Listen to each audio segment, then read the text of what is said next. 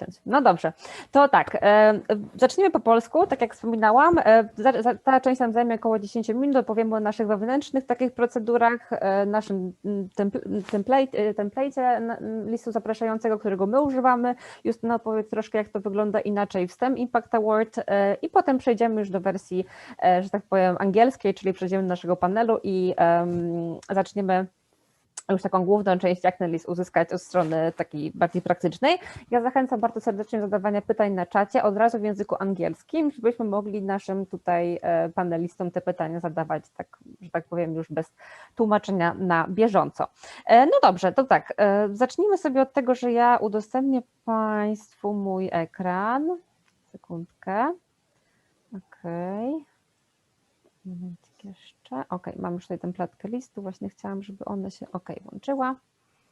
Mam nadzieję, że widać. Nie wiem, czy widać, Justyna, widać, dobra, cieszę się.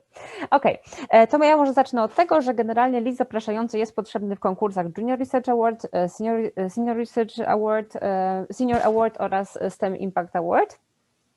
I jeżeli chodzi o sam list zapraszający, to mamy bardzo dużo pytań na ten temat, dlatego też chcielibyśmy ten webinar właśnie przedstawić pod tym względem, dlaczego stąd w ogóle wziął się pomysł na ten webinar.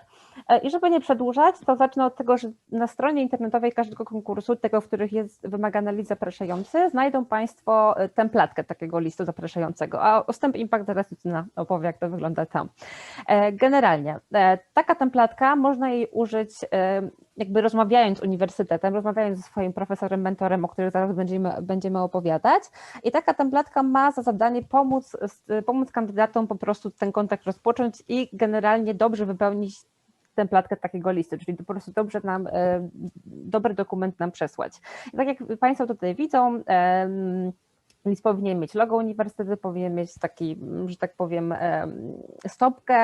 stopkę uniwersytetu, Państwa dane, no i tutaj mamy całą tak naprawdę cały tekst, który mogą Państwo wykorzystać podczas kontaktu z uniwersytetem. Bardzo ważne jest to, żeby tam znajdowały się Państwa dane, czyli imię, nazwisko, instytucja macierzysta w Polsce. Właśnie dla programu Junior Research Award mamy Visiting Student Researcher, dla programu Senior Award mamy tam Research Scholar albo Research albo Teaching Scholar i potem mamy liczbę semestrów i rok akademicki. Tej liczby semestrów nie trzeba dodawać dokładnie, natomiast rok akademicki jak najbardziej i w tym przypadku musi być to rok 2022-2023.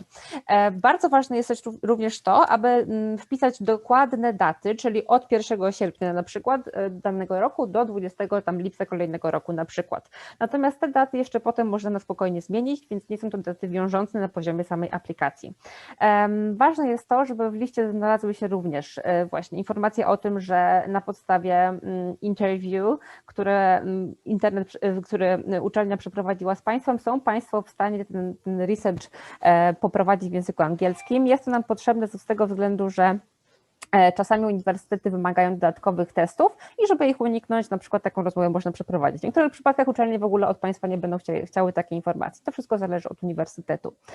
Ważne jest to, żeby w liście znalazły się również informacje na temat wymaganych opłat, czyli na przykład opłat za kartę biblioteczną, za pobyt w bibliotece albo za, nie wiem, dostęp do jakichś specjalnych laboratoriów czy odczynników, więc bardzo ważne jest to, żeby już na poziomie tych rozmów o takie opłaty zapytać.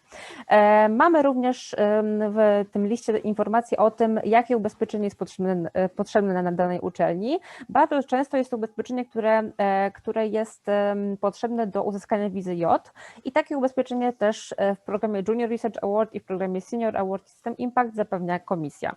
Także tutaj warto się również dopytać, czy uczelnia takie ubezpieczenie na poziomie wizy J1 jakby honoruje. Jeżeli nie, no to tutaj będziemy potrzebować dokładną kwotę, jaką uniwersytet sobie od Państwa będzie jakby wymagał, żeby ją wpłacić. I wtedy komisja taką kwotę pokrywa. Także ja ze swojej strony zachęcam do zajrzenia do tego przykładu, tego listu i używania go, a zaraz o szczegółach, jak taki list zdobyć, będziemy mówić i oddaję jeszcze na chwilkę głos mojej koleżance Justynie, żeby opowiedziała o nagrodzie STEM Impact i o liście, który tam obowiązuje. Dzięki, Patrycja. Ja wiem, że do dzisiejszego webinaru miały dołączyć osoby zainteresowane STEM Impact Award. Takie sygnały dostałam, bardzo mnie to cieszy. I w związku z tym chciałam zwrócić uwagę, że w przypadku tego programu, starając się o list zapraszający, należy przestrzegać tak zwanych wytycznych wskazanych w liście tak zwanej STEM Impact Award Checklist. Jest to związane z wymogami wizowymi dotyczącymi krótkoterminowych wiz, na których wyjeżdżają stypendyści tego właśnie programu.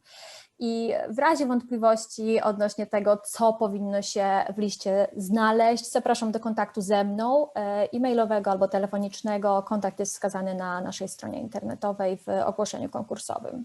Także z powrotem do studia oddaję głos, Patrycja. Okay, thank you.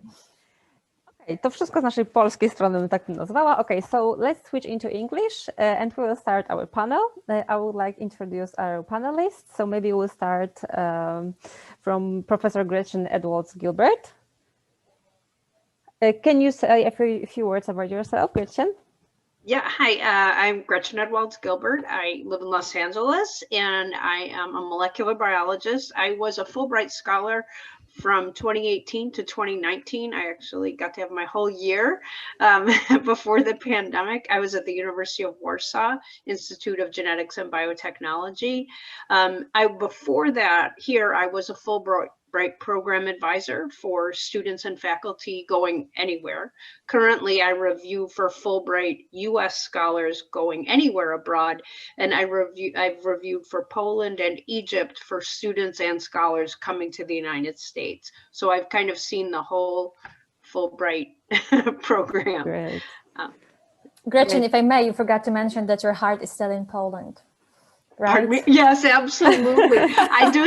I still collaborate with the lab that I worked with in Poland, and still work with students, and had a couple of the graduate students present in my molecular biology class last fall, so that the students could see what research that I brought back with me. So absolutely, heart's still there. Great, thank you, Gretchen.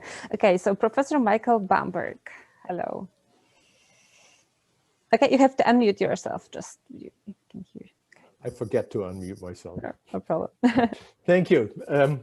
My name is Michael Bamberg. I'm unmuted, and I teach at Clark University, small liberal arts with a rich tradition in Massachusetts, outside of Boston. And I teach in psychology.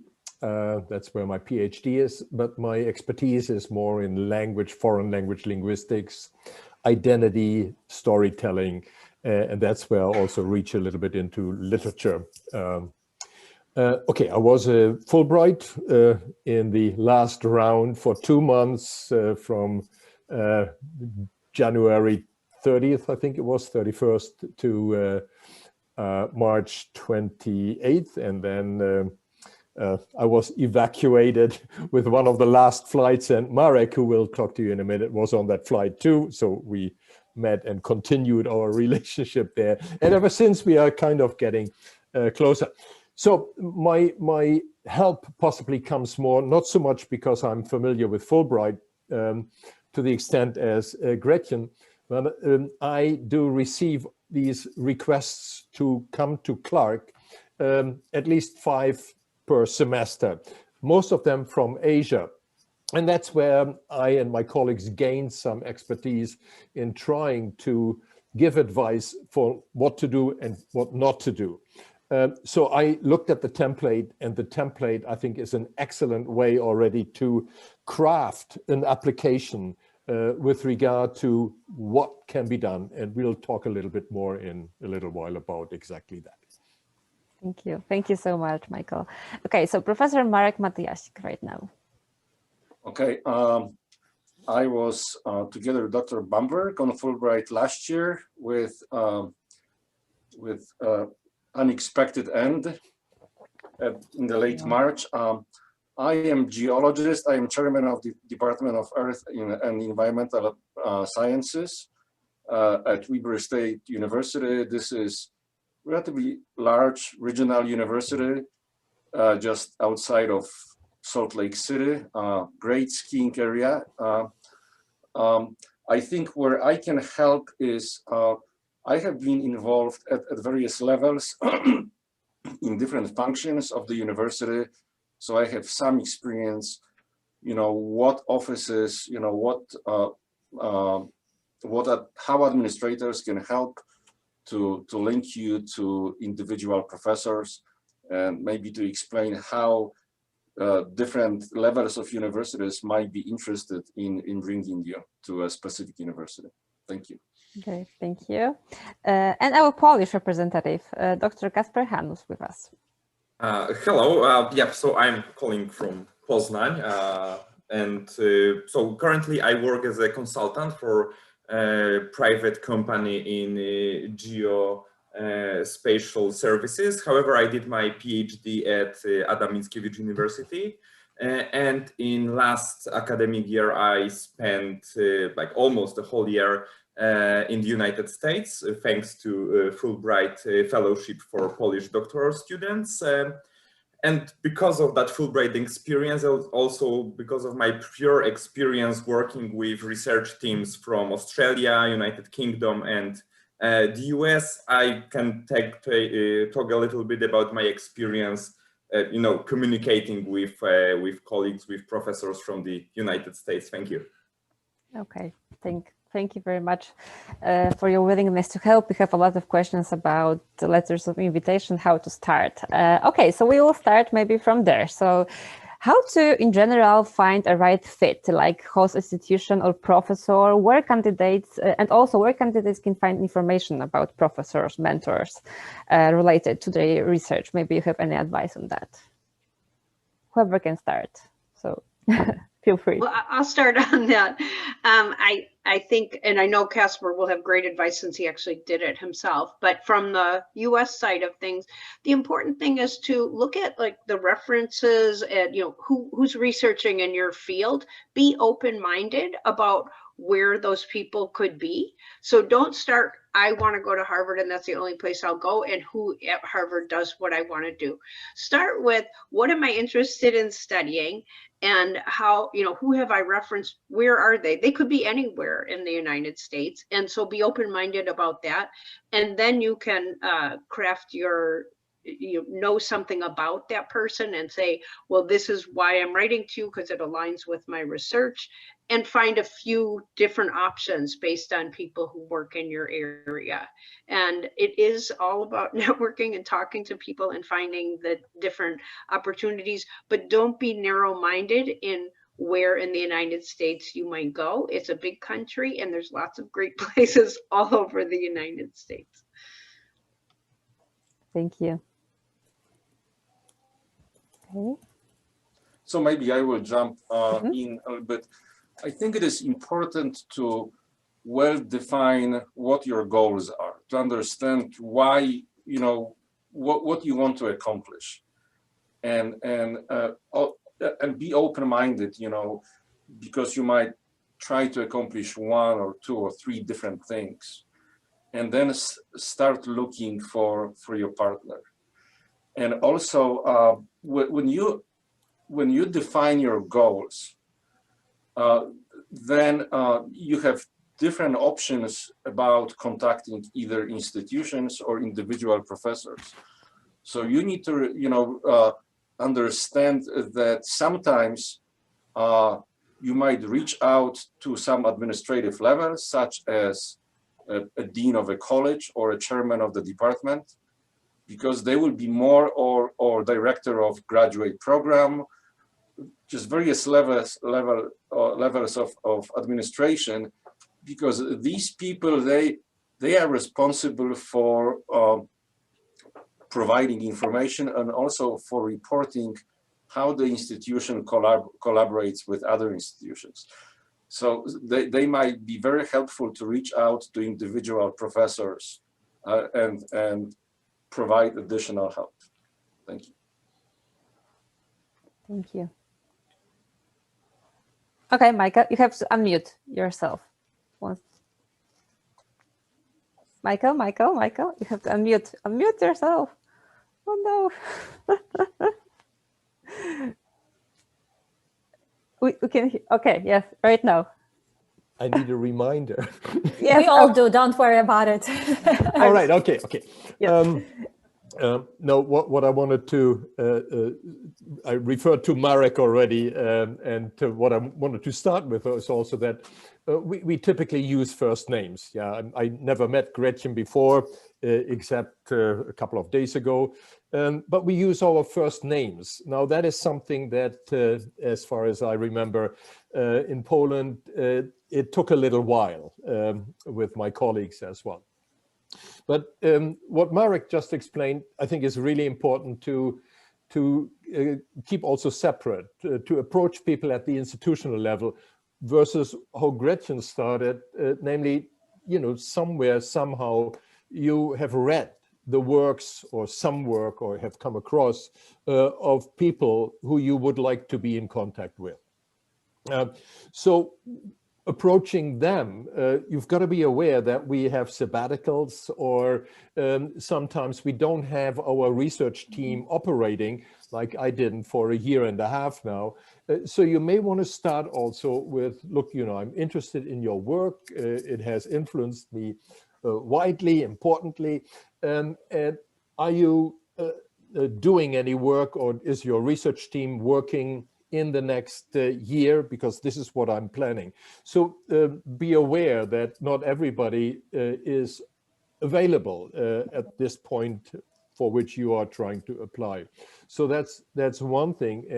And the other is, you know, how to reach out. And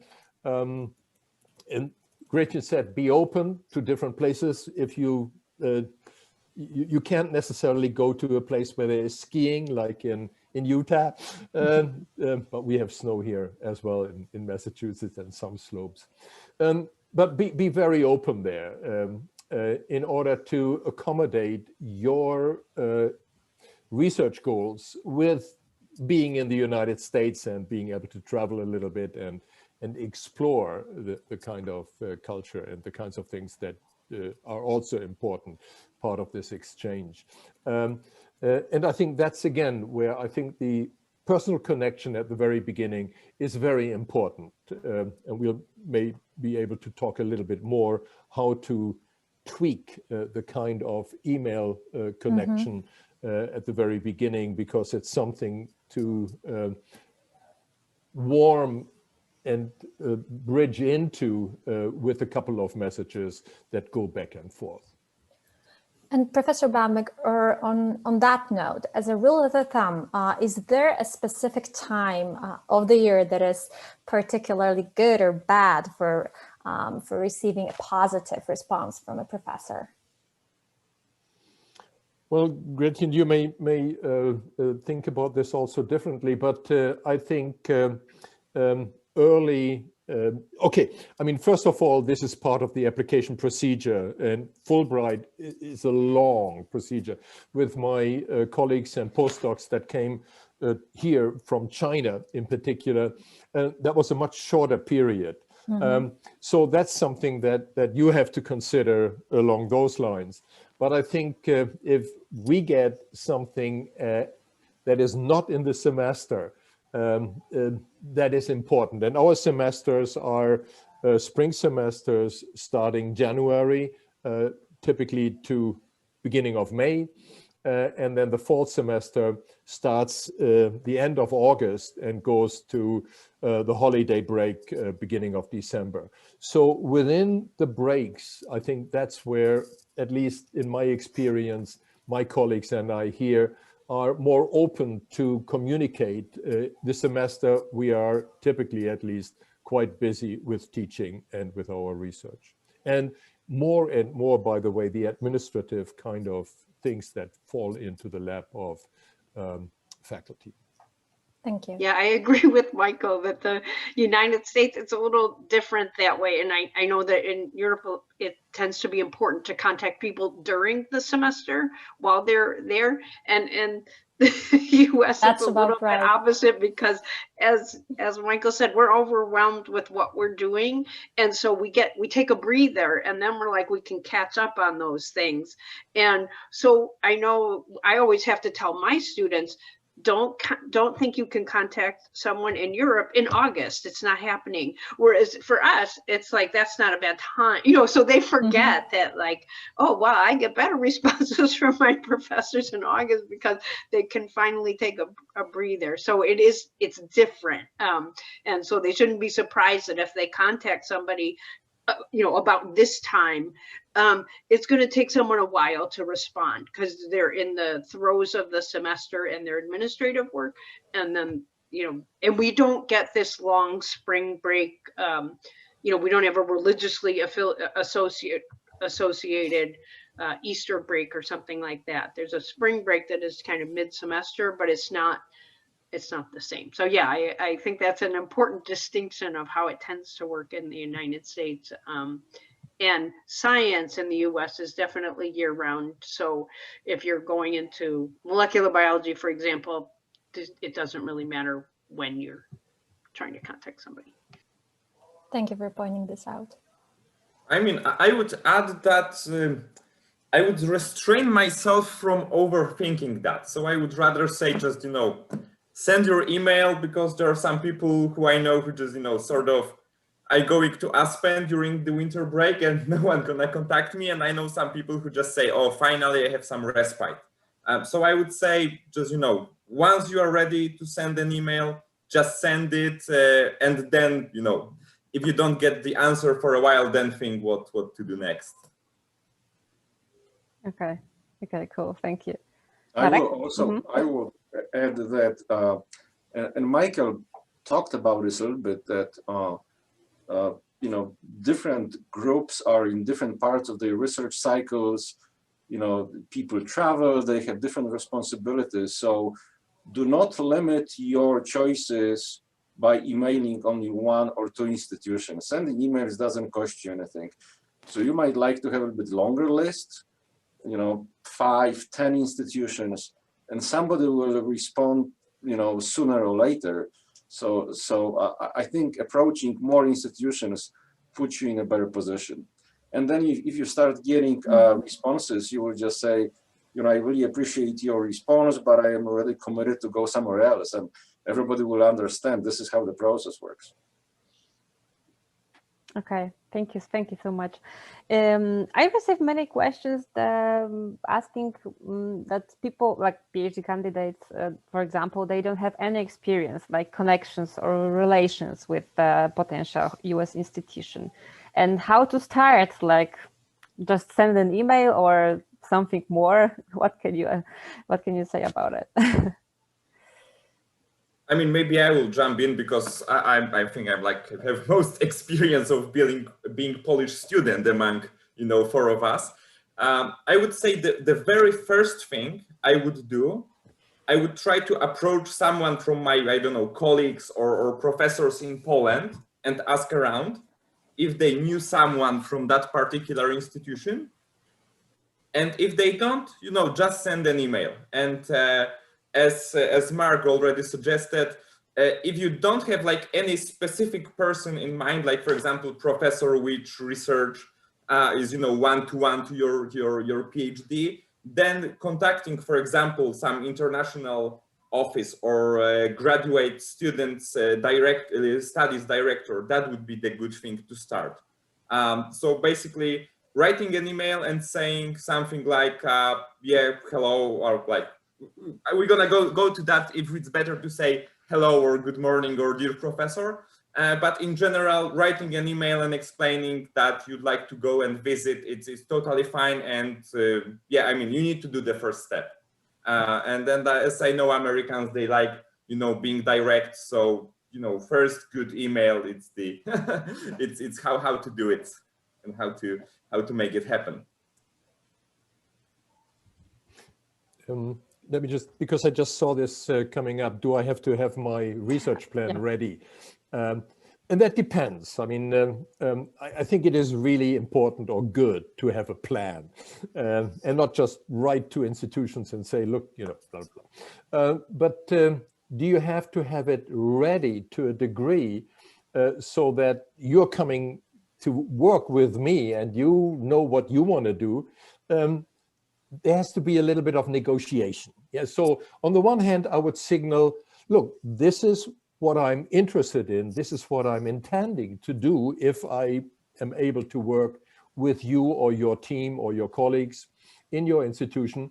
But and this has to be clearly signaled. I'm very open. I'm interested in learning also, and there has to be some give and take, because otherwise I'm not interested in anyone who comes here and is just doing their spiel and then going back to their home country. Yeah, it has to be a give and take and some coordination. And that, I think, exactly can be negotiated over a couple of emails. Also after you have your letter of acceptance, but some of it should happen before.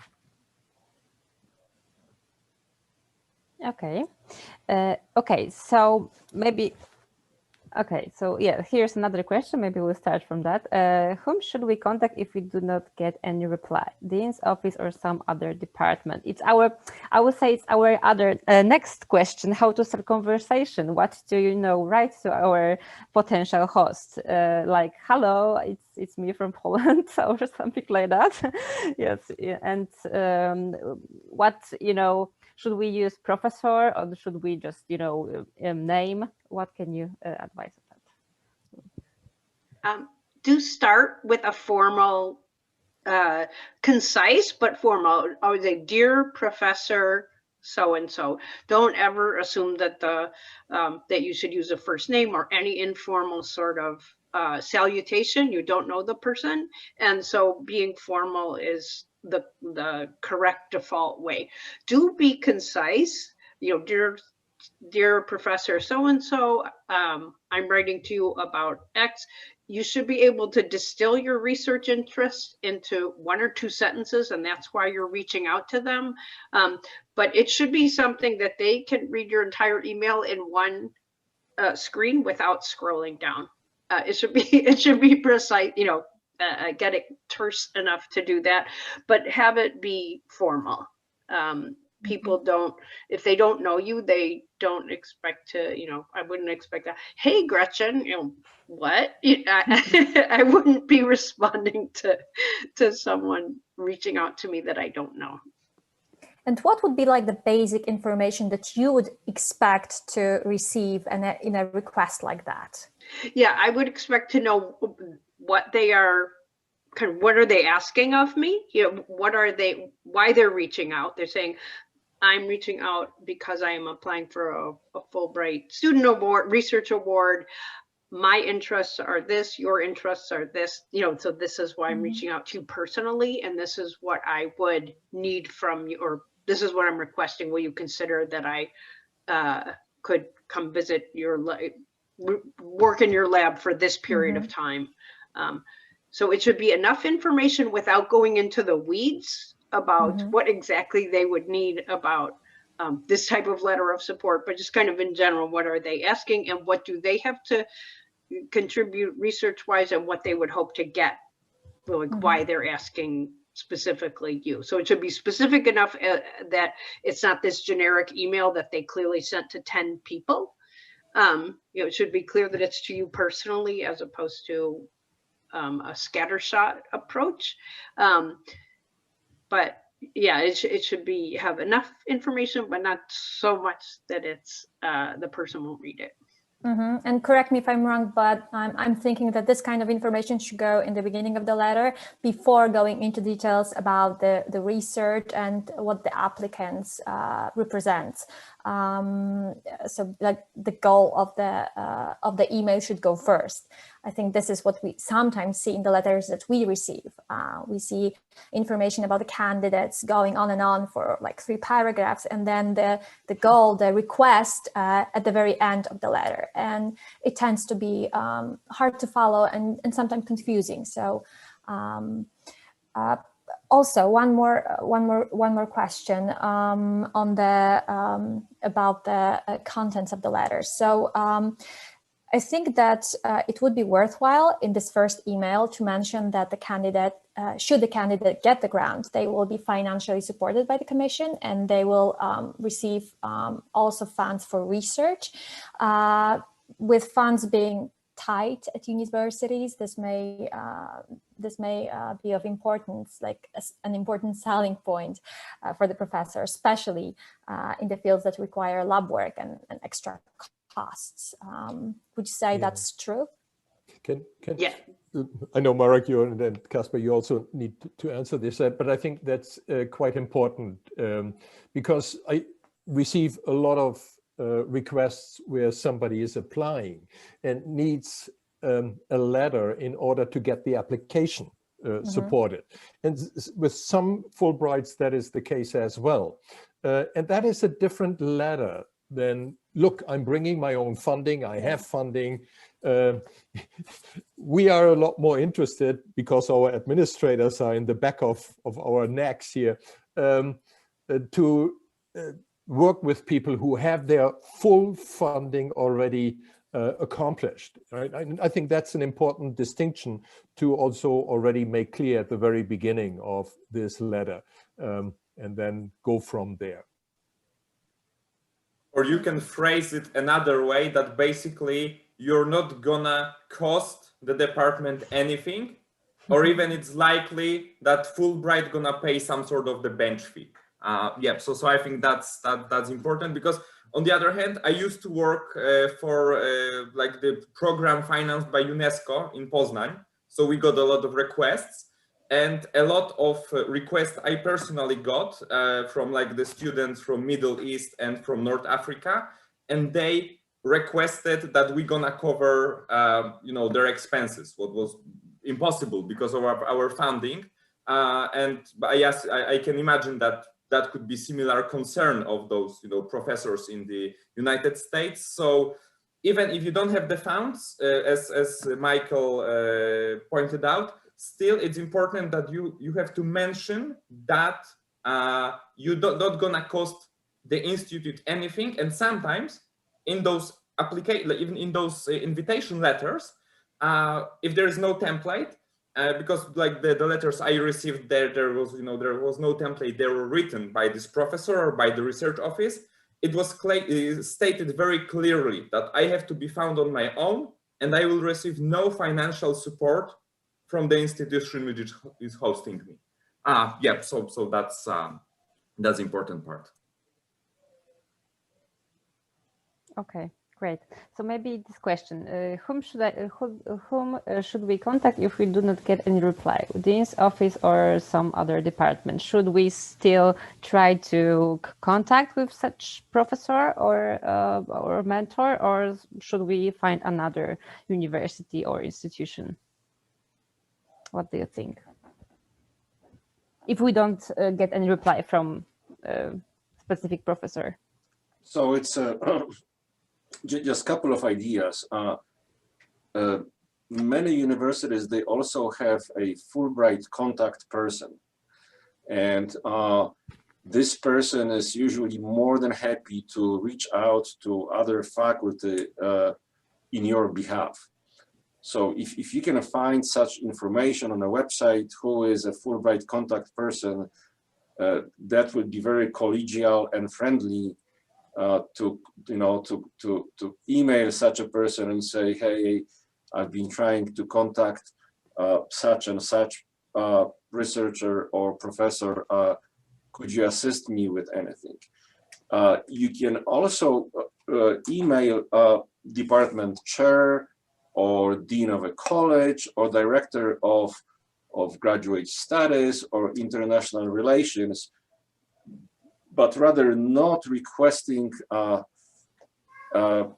intervention in your situation, but asking in more general if they can assist you with reaching out to any faculty that is involved in the type of research that you are interested in. And they will be also more than happy to assist you with this. Thank you. I mean, there is another strategy. Now it could be a little bit more tricky to do so because of the pandemic and most of people in the academia working from home. But I tried calling people a few times and usually it worked. So for example, I gave people some reasonable amount of time to like 2-3 weeks for the response.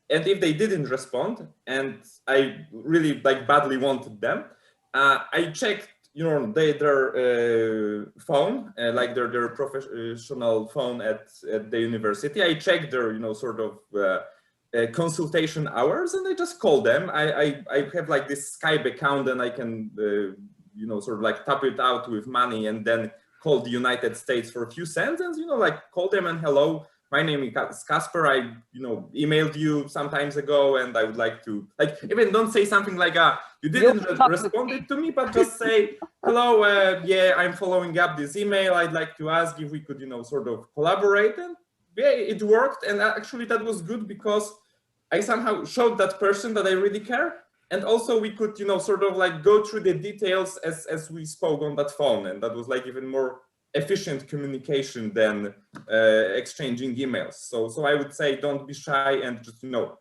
call people. That's the way to go. You don't have to do it by email exclusively, but as I said, this season it might be a little bit hampered because of the pandemic, and people usually they don't provide their cell phones on the website, and they're not in the office to pick up their professional phone. But it's an option. You can try that. Kasper, I would say we would call that chutzpah. I'm not saying it's necessarily good. That's chutzpah. Okay, so yeah, I think it's a good way to be in contact. Listen, you can always put in the body of the email, you know, write back or I'm going to call you. I'm sure some of them will immediately reply to your email. But I think that people in the US, they like calling, like it's not a problem for you or not, because in Poland I think it's we don't like when someone calling us. I mean, right now we receive our calls in our Outlook, in our email. Okay. So it's a safe way. But typically, I don't know about you guys, Marek and Gretchen and Kasper. We don't have phone anymore as a way of communicating. But I think Kasper is absolutely right. I mean, if you want to show that you're really interested, you may use the kinds of means that you think are appropriate to show that you are committed, that you're interested. Mm-hmm. I think that, well, I find the communication through email most effective because it is just it's not time consuming, and that is why I wanted to comment a little bit on what you want to write in your email. So the person that receives this email knows that you did your homework.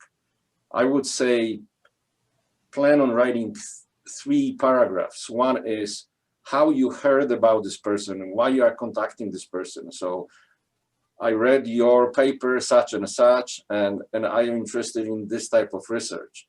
The second part, so you specify, you know, why working with this person is beneficial to you.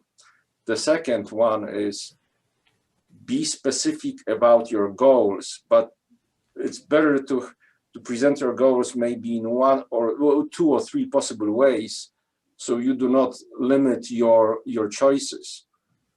And then so you will show that you did your homework, you related your goals to the work that this person is doing.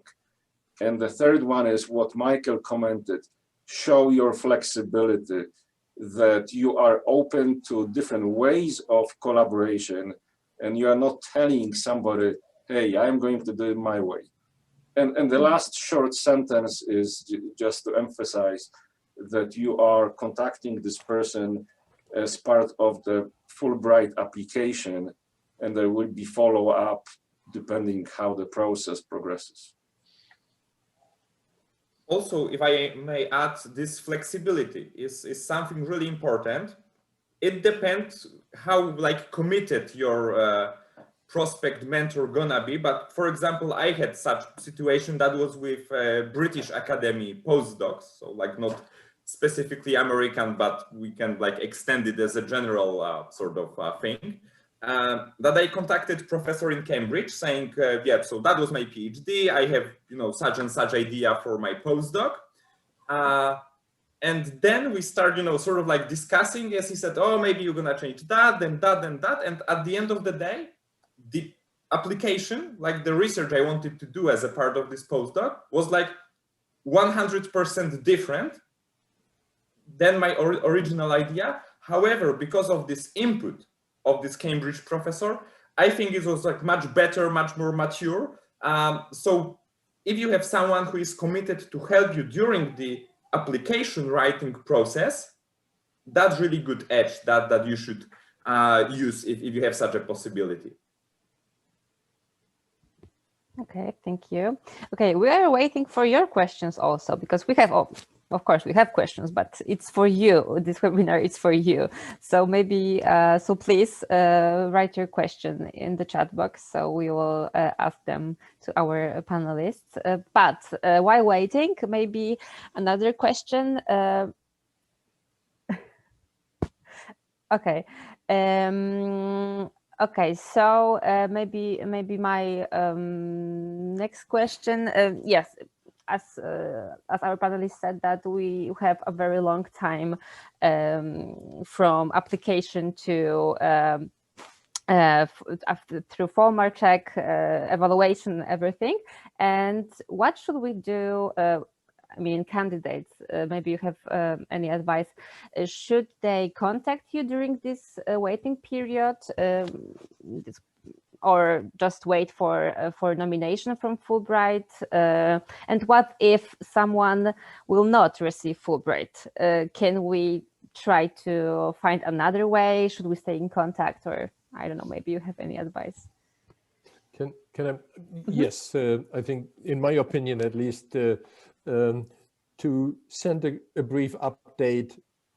I'm still hanging in, don't give up on me. Something at that point, if the relationship already is at a first name basis, I think that's a good idea.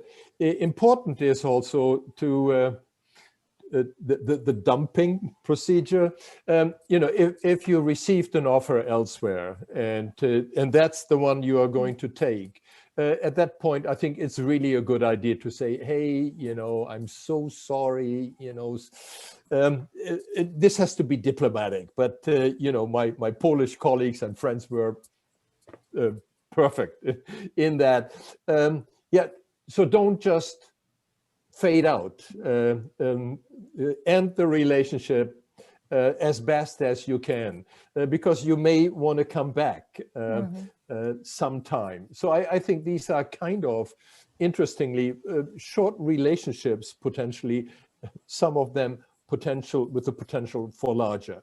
Yeah, and these are research relationships typically, but they are also always, speak a little bit as a psychologist, personal relationships. Yeah, and that's what I meant with the give and take, where we are partners. And I think Fulbright is doing an excellent job here in preparing, or having me prepared at least, and then also taking care of me when I needed to leave. I mean, also you can make some sort of like courtesy, follow-up. So even if you don't hear, decision from Fulbright, but there is some, to reason to like, poke this person a little bit, like, I don't know, New Year's greetings. You notice that they publish a new article you really like. You can just, drop the line saying, oh yeah, Happy New Year, or I read articles of yours and it's great. And also it's, sort of like, being remembered, that they will have somewhere in the back of your head that you exist.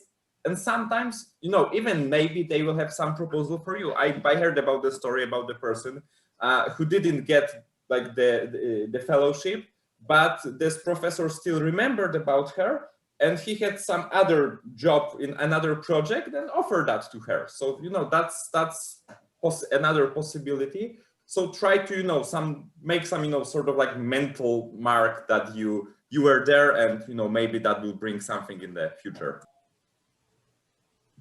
And as Marek had pointed out earlier, people aren't surprised if they know you're applying to multiple places and you're not going to say yes to everybody. So don't worry about hurting somebody's feelings that you are choosing something else, but be professional and diplomatic. As Michael said, you may want to go back and collaborate with that person again. So it's maintaining a professional demeanor and professional relationship the whole time, but understand that someone is not going to feel personally hurt if you have chosen one over another. They understand that you probably reached out to 10 people and you had to choose, and then you chose the one that was the best fit at the time. But don't just ignore it. Don't just never talk to them again. Don't just do that. Make yourself write that professional email explaining where you are in the process. And it may open the door to visit, when you are somewhere else. Seriously. Don't burn the bridges, right? Yeah, thank you. Okay, there's a question. Is information to template enough, or in the letter of invitation, there should be something more like info about project? For us, like a Fulbright commission, the template is sufficient. So we don't have to add any information to that, because we have your application, so we know your project. So it's like template for our grant is sufficient. But Can maybe, I ask a question? Yes, of course. Because actually that appeared to my mind just right now, but are the reviewers seeing the application, like this invitation letter, or not? Yes, they're seeing the invitation. Okay, so I think that maybe, just like my idea about, reviewing some stuff in the past, that if your host shows some sort of like a commitment, maybe that will add you some, added value in the reviewing process. That even if they write something, at the very end that, oh, this is very great project, I really like it, will, create some synergies with the ongoing research in my lab, it doesn't hurt. Yeah. And on the other hand, if the reviewers will have insight into that information, they will really see that this host of yours is really committed, and this research will actually bring, something more than just you sitting somewhere in a corner and, collecting dust. On the US side, it makes a big difference. Having there can be two letters. There can be that institutional formal one that lays out all the nuts and bolts of what the person gets, what the person does, that's clearly signed by administrators so that it's clear it's institutional. But that other letter of collaboration, talking about the project, is really important when we are, at least when the US side is reviewing for people going abroad. What we want to know is that, as Kasper said, you're not sitting in the corner someplace, like you're actually going to be part of the team. You're more than welcome. They're eager to have you, that both scientifically and culturally. So we don't mind on the US side if it's two separate letters.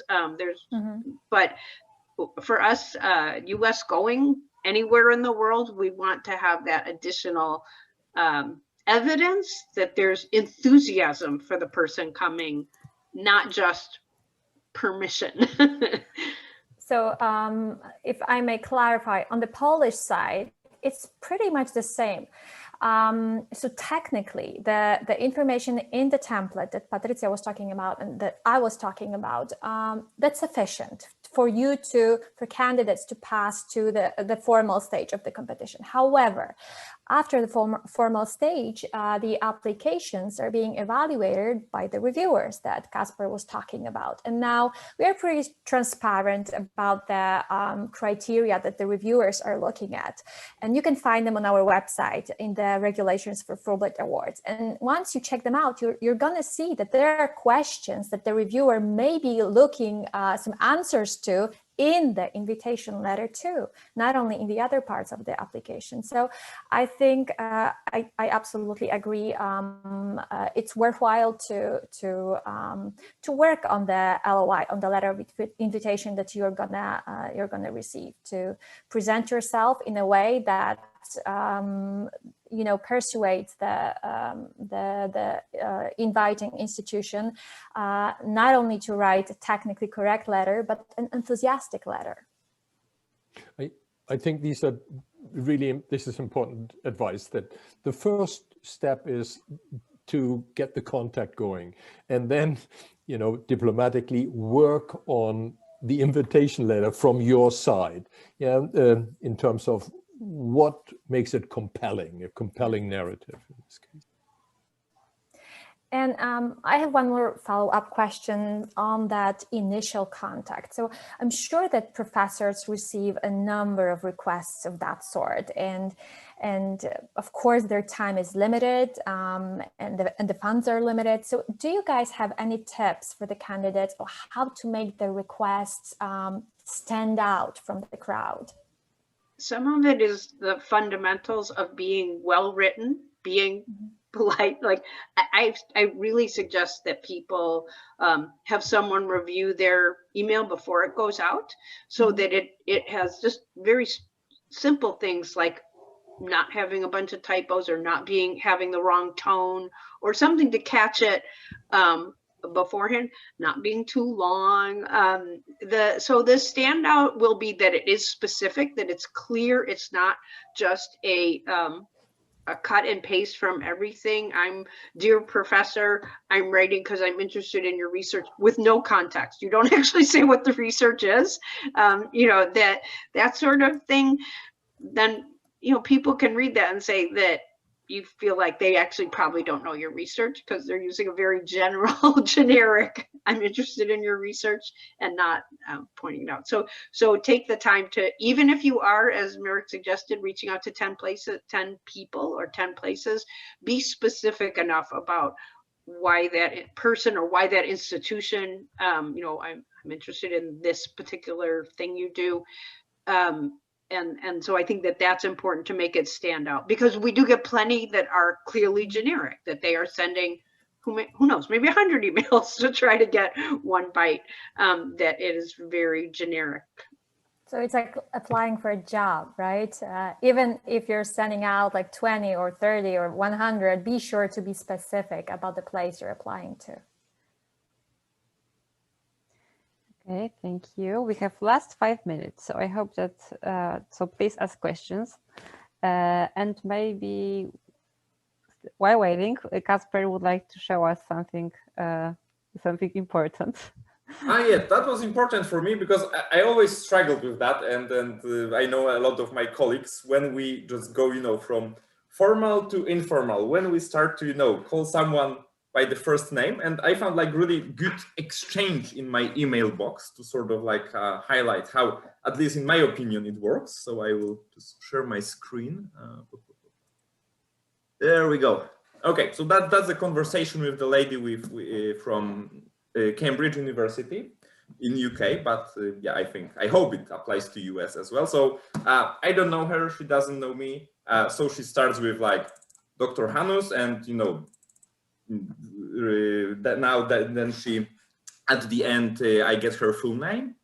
Then we scroll, so I, you know, reply to her as well, dear Miss Bennett, but because I always feel a little bit awkward when someone addresses me Dr. Hanus, so I end my email with like writing kind regards, Kasper.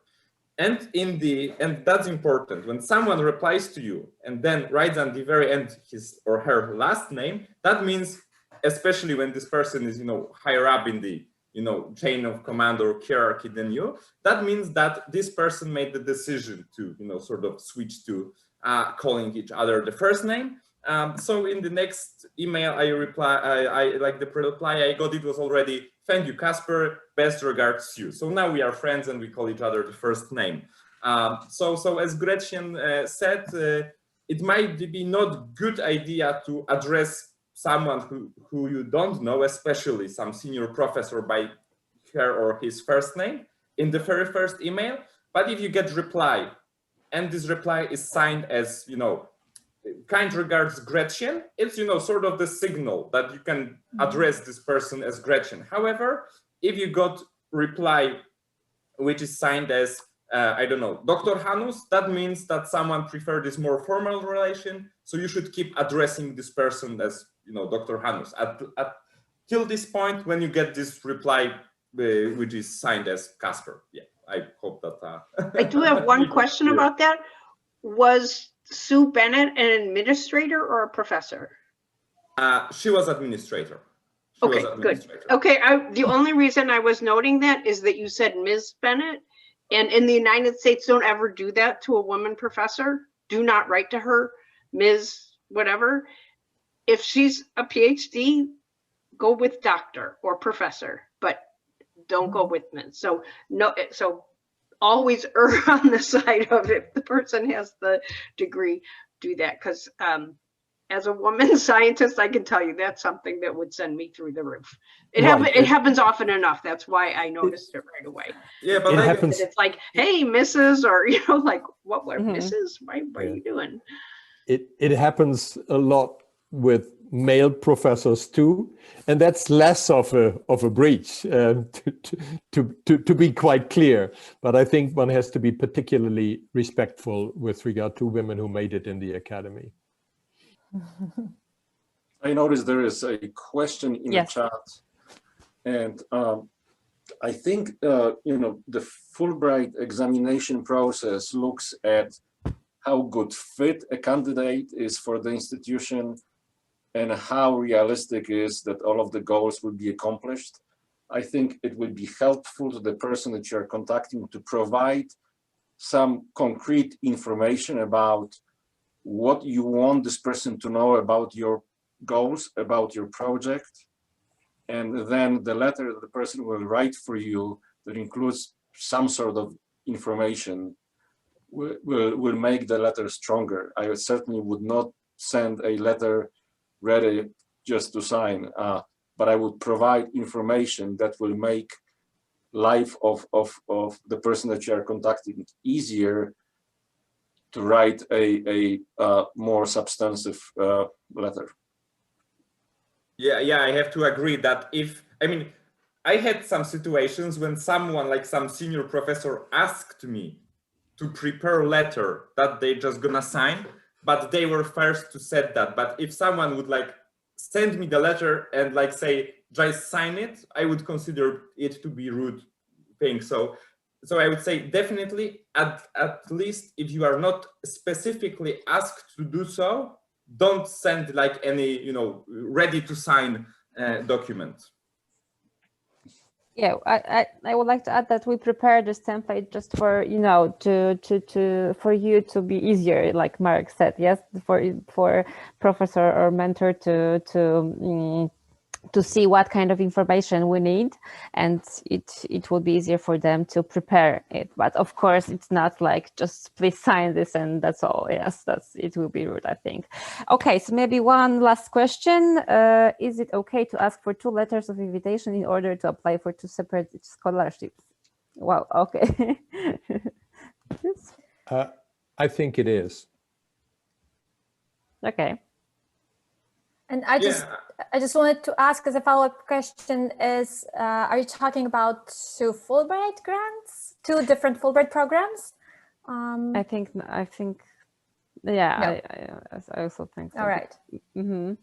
Because we have, right now in Poland, we have a couple of programs where you can apply for money for US, go to the US. So, for example, NAVA or Kościuszko Foundation, so maybe Sylvia is asking about it. Yeah, for sure. For sure, the letter that you get for the Fulbright Commission must be written with the specific competition in mind, right? It cannot be a letter that you're going to use somewhere else. That's important for us. And also, if you were thinking about applying for a Fulbright competition, then you can only apply for 1 program in the same cycle. Yes. That's the Fulbright program rules that you gotta follow and we gotta follow. Yeah, but I think that is okay, and you can. That was my example of my Fulbright that I wrote to this professor that I'm applying for Fulbright, but I would like to go to the US and Fulbright is competitive, so I'm considering this and this and this, contingency, like for example Kościuszko, Narodowe Centrum Nauki, etc. And in case I'm, for example, so if you can provide me with more letters to, other founding agencies, and they have like no problems with that. Actually, they, as professor, like I have like this discussion with the professor from Oxford recently. He told me that actually when he has idea for the research, he applies to, like 5 places at once, because those grants are so competitive. So there is nothing wrong. It's basically you're just diversifying your chances, and actually you show to the person that you are that experienced in academia that that you just cannot put all eggs into one basket. So for me, it's totally acceptable. I think that it also shows that you're being professional, right? You're not asking for the same letter for 2 programs. It's 2 letters. And also it shows your motivation that you really, really want to get to this host institution. So I would also say that's fine. Okay, I think it was our last question. So yeah, so thank you. Thank you very much, Gretchen, Kasper, Michael, Marek, and Justyna for being with us and for your time. And I hope that our participants get all information, get all information, and will apply for Fulbright grant or other grants maybe in the future. So thank you very much once again. Have a nice evening and day, and you will find this recording on our YouTube channel, I think. So yeah, so thank you very much and have a nice day and evening. Goodbye. Good luck with your applications. Yeah, exactly. Yes, bye-bye.